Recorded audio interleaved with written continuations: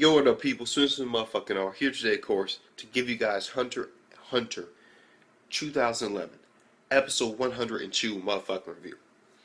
In this episode, Killua, basic reiteration in the beginning, Killua was out the picture. Now it is basically gone. And besides a couple other, small entrances of a couple other characters, basically being Knuckle and Shoot, yeah, shit's about to go down. Oh my god, I can't believe it. We support what you kids are doing, but shit's about to get real. We got 6 days. Oh, you best get on the run, nigga. It's go time. Get ready. And we also find out that Chairman Totaro, oh my god. This dude is just in some unknown area, unreachable until the last moment when it's time to fight the king.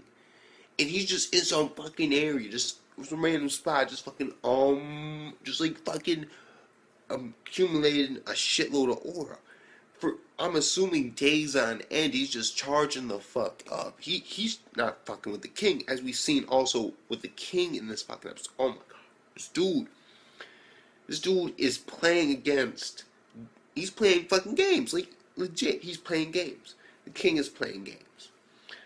And he's playing games I believe one of them was Go and shit like that, fucking board games and checkers and shit. And the interesting part about it was basically he was first playing this really big dude. He's oh, you lost. I fucking cut gash. I'm yes, dude.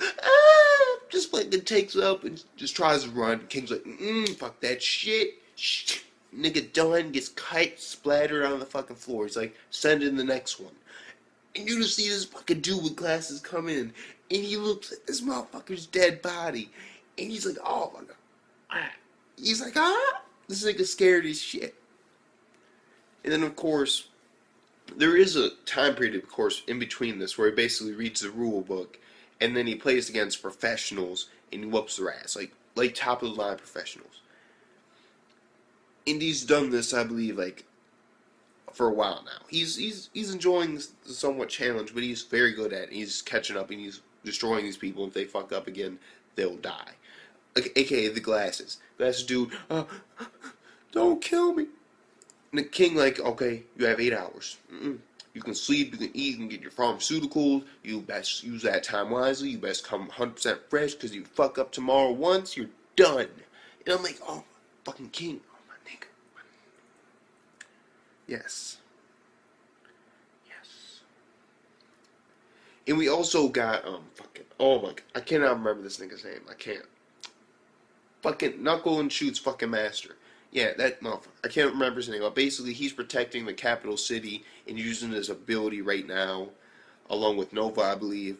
And they're making, they're covered in smoke, so I'm assuming Neferpitu's fucking, they're her mind control puppets, her puppeteer, fuck it. Remember when she was just a fucking crazy cat bitch? Oh. Now she's just, yeah. Ooh. Fucking. I don't know, though. We'll see. But basically, they're protecting the capital area until, it's time to fight. And they said they won't be able to fight. They'll be out during the fight, because they're protecting the capital. What does that mean? Well, it basically means that Gon, Knuckle, and Killua, I believe, are just going to be expected to fight all 3 of the royal guards. And then they'll leave Chairman Totaro to the motherfucking king. The problem is, though, is that can Gon, Killua, and Knuckle really individually take on their own royal guard? I don't see it just yet. Not yet. Knuckle possibly. I think Knuckle could probably fuck with the royal guard to some extent, because his net ability basically negates damage during the time, so it's basically just a duke out. And so if we fight against somebody like Shallowpoof, yeah, he probably fuck him. Because when you think about his net ability, basically he hits you, and then once that counter activates, you cannot inflict damage to him until you repay it. And so, thinking about Shallowpoof, how he isn't really, in a sense, he'll fight in a sense, but I mean, he has wings and he's just chilling in the background. So he'll just hit him a couple times and stand back and wait for the debt to collect. Take away his net, then you at least, got somewhat of a chance, because this dude is crazy, fucking crazy powerful. God and Killua, not yet. Maybe with Melorano. Yeah, that's his name. Or Melorana. Fuck it. This dude. This fucking chameleon motherfucker. This dude. I'm digging him. Yeah, let's get to that basic chunk right now. Basically, as we see it, this dude has a plan, and he's revealing to God his abilities throughout this episode. Because that was the main focus of this episode. And it's them forming like this alliance or this bond, and him showing him his three abilities. Basically, his first one, he could turn invisible. The second one, he doesn't turn invisible at all, and it's his true ability, which basically he uses the invisible one to hide this ability from others. And basically, it makes him unnoticeable. The nigga goes fucking 100% Kuroko no Basket. Fucking Kuroko, oh, I'm here. Like, I'm over here, I'm over this dude. Basically, his presence becomes completely unknown, even with fucking Go. You can't fuck with it. Not even with N or Go. You can't detect it. It needs something more. And he's been hiding with the whole invisible ability, which you can, I believe, see with Go. But he's really can, every time he holds his breath, basically, you can't fucking sense his presence. And he'll just basically seem invisible to you. Like, he could fucking punch your ass in the face, and you wouldn't even notice. You could punch his ass in the face, and you wouldn't notice. But there is a weakness. And that is that he's not the very strongest. Actually, technically speaking, he is the weakest of all of the Commandant captains.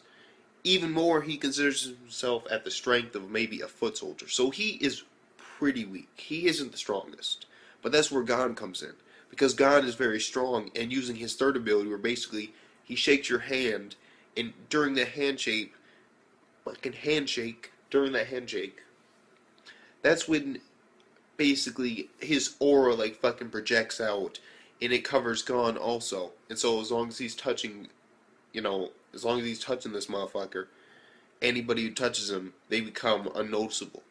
Which basically means that as long as this dude can hold his breath, he can sneak in, and Gon could immediately one punch out of fucking nowhere the fucking king.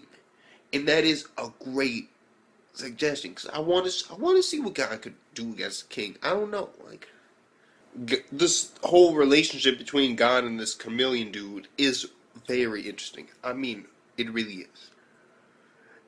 And even after that, the whole thing about the trust that he only has with Gon, and how he isn't going to trust some random person that he's going to call because he thinks that maybe Knuckle would be a better suit, or maybe he was talking about Chairman Totaro. I'm not really sure which one it was. But either way, it's still pretty good. It really is. Because, I mean, they're forming like this bond, and Gon's like, don't worry, I'll make sure that Killua accepts you.